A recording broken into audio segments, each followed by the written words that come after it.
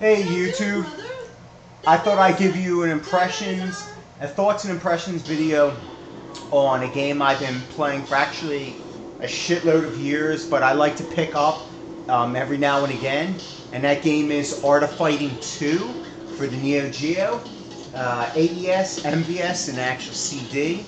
It's actually on the PlayStation 2 as an anthology and on the virtual consoles. It's a 2D fighting game produced by SNK, came out in 1994. It's 178 meg. Reason why I picked this game is because I love playing it every now and again. It's my favorite in the series, in the Art of Fighting series, and there's 3 of them. And number 2 being my favorite, I figured why not just shoot it a video and all. So basically, the plot of this game is that you find out who the actual last boss of the first game is. You discover that it's Ryo, the protagonist, one of the protagonists from the first game's father, and Yuri Sakazaki, who was kidnapped in that game. You find out it's both their father, and that this year this tournament is hosted by a secret boss in the actual game named Geese Howard. Everybody should know who Geese Howard is. It's a young Geese Howard who basically is a corrupt police commissioner who basically is holding this tournament. And if you are lucky enough to actually make it up to him and lucky enough to beat him, you can actually find out the story of actually how the Fatal Fury series began. And it basically details how he basically is going to kill Jeff Bogart, who is Terry and Andy's father, and that how it alludes into the Fatal Fury series. So it's really cool. So let's take a look-see at this game. One thing about this game, though, it's notorious for is its brutal difficulty. This game is no joke. This game, even if you're an advanced player, this game is extremely hard to play.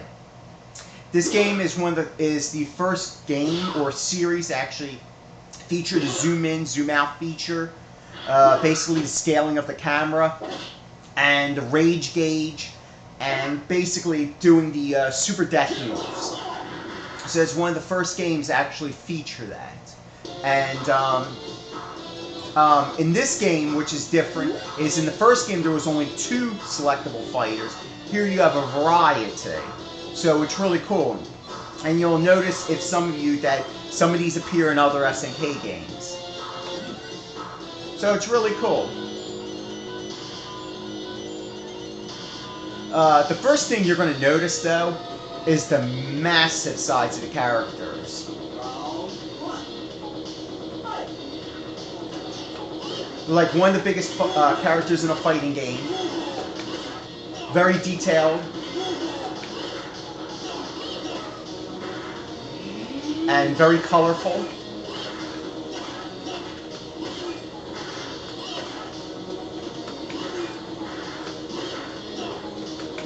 And basically, the way this game works compared to most other fighting games, if you look up in the corner, you'll see a green bar. That's kind of like your chi. And that chi is how you can do special moves. And if you run out of that chi, you got to press A button and basically charge up your character's chi. Now you can take away the opponent's chi by doing a taunt. So that's how you can kind of balance out the game.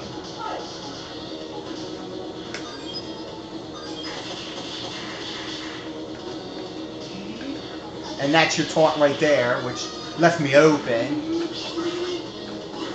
But it's a good maneuver if you're from far away to actually make sure the person can power up their special moves. And also, if you get thrown in this game, you can actually throw recovery. So this way people who like to come in close and like to throw, it has good protection against that.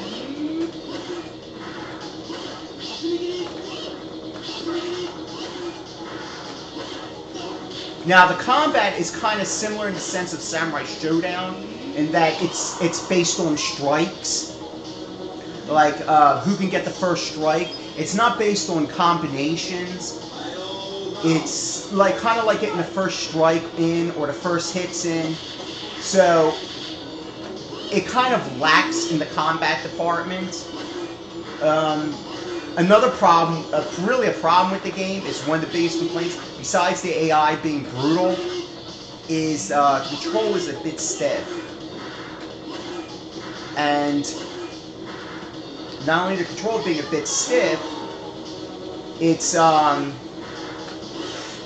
of hard to pull off some special moves. And sometimes the camera, even though the camera's really cool, it can actually disorient the shit out of you. Like, you can actually get confused sometimes in battles how fast the game is moving.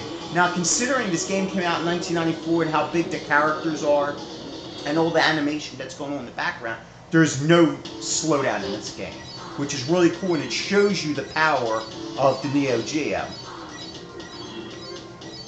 And basically, you go through the stages to get to the last boss. Usually your same fighting game fare bullshit. And I do like the little dialogue they have in here, which is really cool. Like I said, the one thing you can appreciate is the backgrounds and the character sprites. The backgrounds are amazing. Even though this game is from 1994, the game still looks good. And another highlight of this game is not only is the voice sample is excellent, the soundtrack is outstanding. It's probably one of the best soundtracks I've ever heard.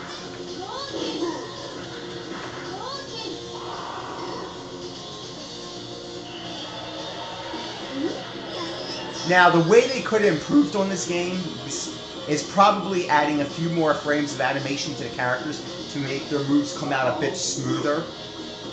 But that's really about it. And toning down the difficulty.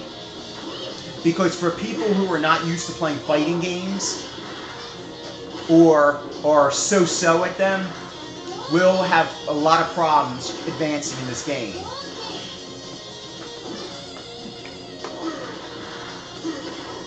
And it can actually turn off a lot of people.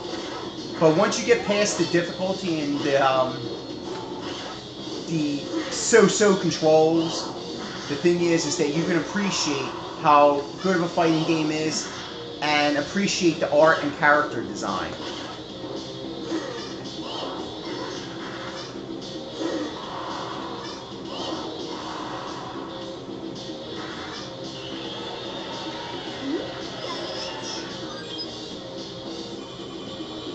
Now, this is a game I definitely recommend playing because just to look at the visuals is really stunning, and you can really appreciate Neo Geo's power here.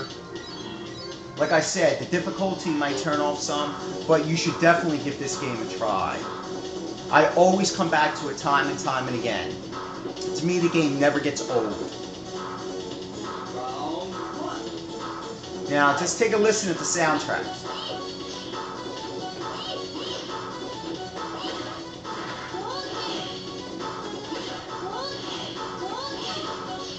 It's pretty cool. Also, another feature about this game is that if you hit the character in the face, you'll see damage appear on their face, which gives it a sense of realism, which is really cool.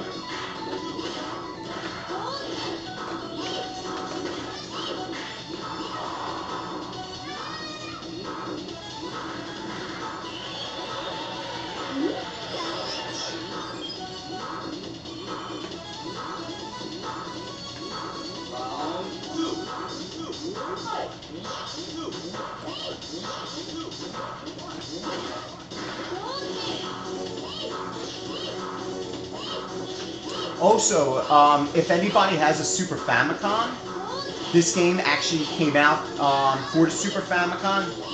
Of course, it's nowhere as good as the Neo Geo version. I think it was made by Saurus.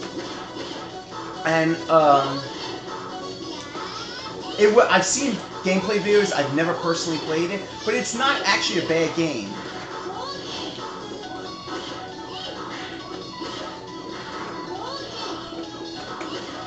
Also, another feature in this game is there's bonus rounds, and the bonus rounds are more than just points. You can actually learn your super death blow, and you can actually power up your chi to make your life longer and your chi longer, and your gray bar and the green bar can get longer.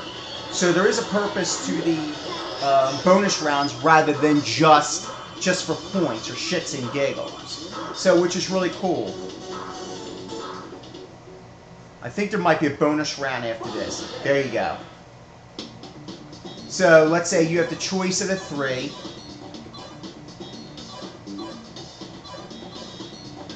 Alright, so I chose the Super Death Blow, so I'll show you what that is.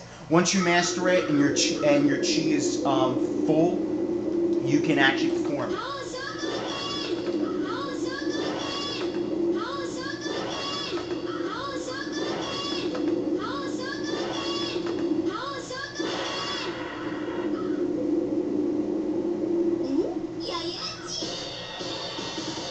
So as you can see, now I've got that, and then usually it'll tell you sometimes a special move after you're done. It's really cool.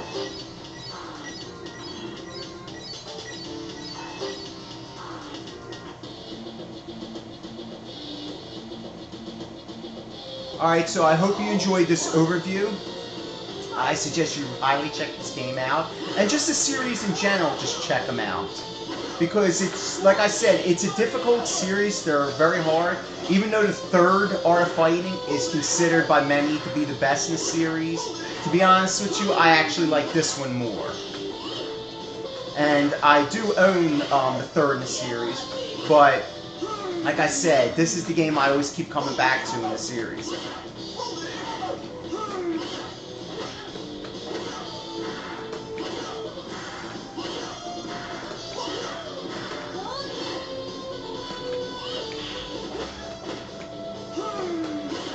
Alright, I hope you enjoyed. Take care.